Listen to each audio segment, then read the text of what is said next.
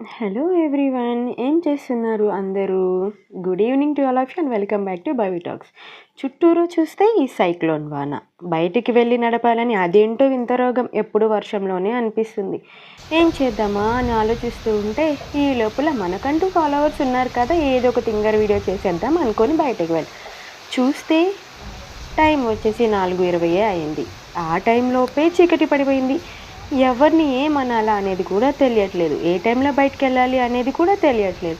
కందుకూరు మాత్రమే ఇలా ఉందా అని మా అమ్మకి ఫోన్ చేస్తే, ఒసే తింగదానా, విజయవాడలో కూడా ఇదే పరిస్థితిగా ఉంది, ఎవరం ఎక్కడికి వెళ్ళే పరిస్థితి లేదు అని చెప్పేసింది.